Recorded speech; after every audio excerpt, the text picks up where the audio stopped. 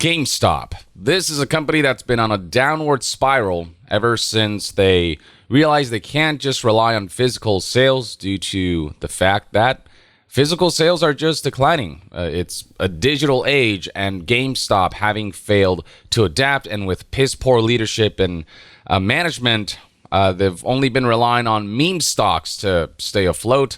And along the way, there have been some casualties, including none other than GameInformer, which GameStop bought out all the way back in 2000.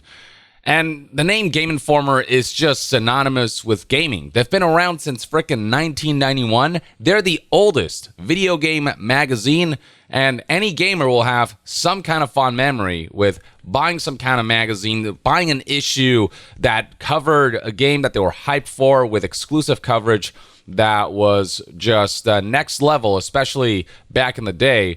Obviously, there's a lot more coverage that is much more widespread in this day and age, in this digital age. But, I mean, not too long ago, GameInformer was the magazine you'd go to get the most extensive coverage for games. And even in modern times, they would do exclusive coverage and cover stories and have all kinds of exclusive content with deep dives into upcoming games that would provide just an incredible amount of information and insight into the development process and what we can expect from a game. And so it's incredibly sad to see them go out like this. This is GameStop just utterly butchering GameInformer with hardly any notice and completely taking down one of the sort of most iconic aspects of gaming and gaming coverage and gaming journalism. And we have seen this first in the form of a tweet here from the official GameInformer Twitter page. The tweet here reads, "The final level, farewell from GameInformer." And we got a statement right here. You can find the same statement if you go to GameInformer.com right now. It reads right here, "After 33 thrilling years of bringing you the latest news, reviews, and insights from the ever-evolving world of gaming, it is with a heavy heart that we announce the closure of GameInformer. From the early days of pixelated adventures to today's immersive virtual realms, we have been honored to share this incredible journey with you, our loyal readers. While our presses may stop, the passion for gaming that we've cultivated together will continue to live on. Thank you for being part of our epic quest, and may your own gaming adventures never end." Now, something that has been noted by now former GameInformer staff is that statement was not written by anyone within GameInformer. Right here we have a coverage from Kotaku, and there's a portion where they spoke to sources. GameInformer Twitter account posted the following statement online today, but sources tell Kotaku it was not written by anyone on the team, which was still in the process of making sure everyone on staff was informed about the news.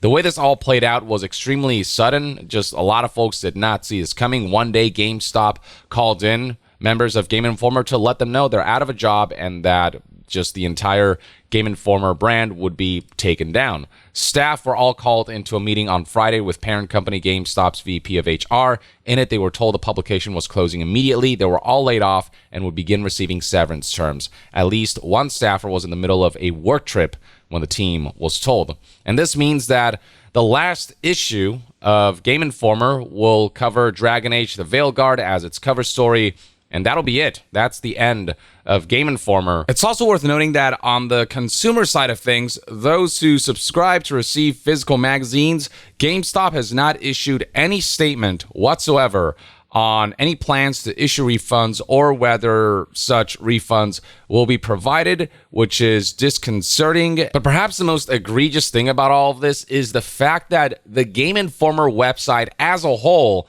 has been completely taken down. Again, if you go to the GameInformer website right now, you'll find the statement, but there's no way to actually access the website proper, which has tons of articles, videos, coverage of games, and exclusive coverage and cover stories and content that is now completely gone from the face of the internet. They didn't just shut down GameInformer, they literally nuked it. They literally deleted it, which means that we won't be able to preserve all of the coverage that they did. This is something that former video lead at GameInformer, Alex Van Aken, complained about, saying we can't access the website to back up our years of work. It's just a landing page now. He did say that he backed up important files, but we published thousands of materials yearly. There were 12 of us at the end, producing at print magazine, online stories, podcasts, videos, not to mention rigorous travel schedule, mostly shared between 5 or 6 editors. There's no time. This is genuinely important stuff we're losing in gaming history. This is just egregious what GameStop is doing here. Like, it's one thing to say it's the end of GameInformer, but to take down the website completely instead of at least keep that up and maintain that aspect of things is asinine. It's classic GameStop. We're talking about a business, again, that is just flailing, has no idea what it's doing, has not been able to adapt to the digital age, and a business that is so incompetent that former Nintendo of America president Reggie Fils-Aimé, when he once upon a time joined GameStop's board to help them turn things around, decided that he had enough and just left the board because leadership refused to explain how they would turn the company around, and they were just not taking in anything that Reggie was telling them in terms of recommendations for how to turn the business around. Right here we have another former GameInformer staff venting his frustration by saying, "I'm furious about the end of GameInformer. It was an incredible 33-year run, and then GameStop pumps out this phony, empty farewell message. I'd bet money it was written by AI. Fuck you, GameStop," and a huge fuck you to Ryan Cohen, who's the CEO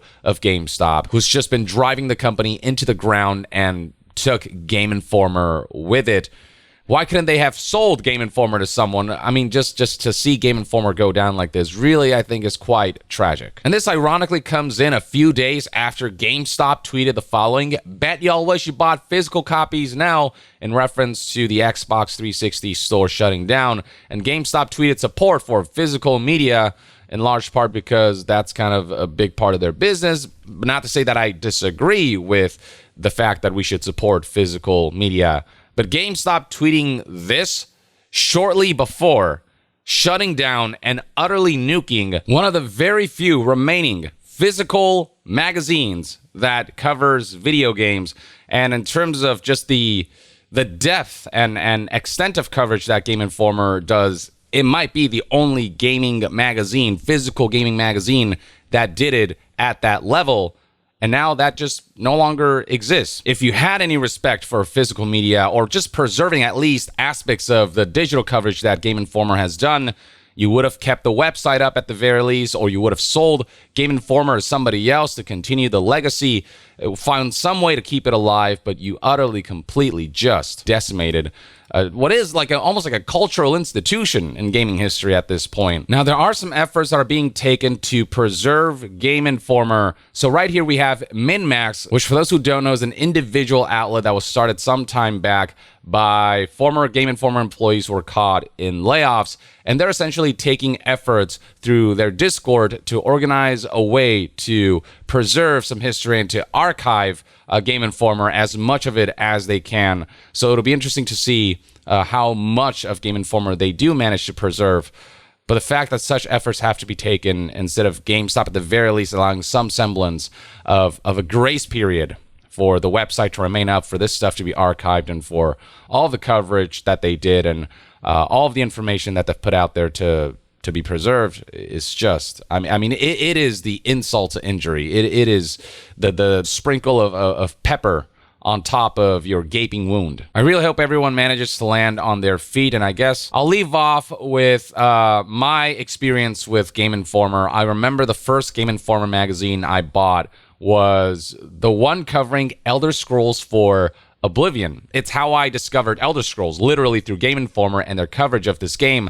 I remember buying that magazine, reading through the cover story, and being so incredibly hyped by everything they were saying about what this game was going to be. And then I bought the game and I played it, and it became one of my favorite games of all time. And from then on, I remember being a teenager, and the thing that I would look forward to most when I'd go like grocery shopping with my mom was going to the magazine racks and seeing if there was a new issue of GameInformer. And every time there was, I'd pick one of those up and, beg my mom to buy me the thing. And I'd just like read it from page to page, and especially those cover stories that provided like just unprecedented insight into the games that they were covering, especially at that time. I remember buying quite a few issues, and every one of them being just like a momentous occasion, like a monthly treat to look forward to. And so I really do have fond memories of GameInformer and buying those magazines. And Game Informer being the outlet that kept me so up to date on some of my most anticipated titles. So to close the video off, I hope everyone at Game Informer knows that they have had a tremendous amount of impact in gaming culture, gaming history, and I'm sorry that corporate bullshit has ruined what should have been a continuing, long-running venture. But know that you've had an impact. You live in the hearts of many who grew up playing games. Like, I feel like everyone who grew up playing games will tell you some story about, buying a Game Informer magazine. And, game developers will tell you how special it was to see their game feature in the magazine and whatnot. So at the very least, I hope you can, if you are someone who worked for Game Informer, you can keep your head held up high, knowing that your work really, really mattered.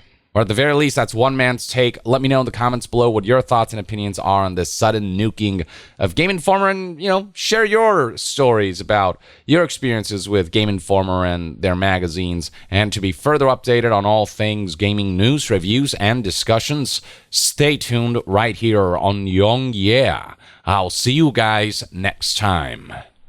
Young out.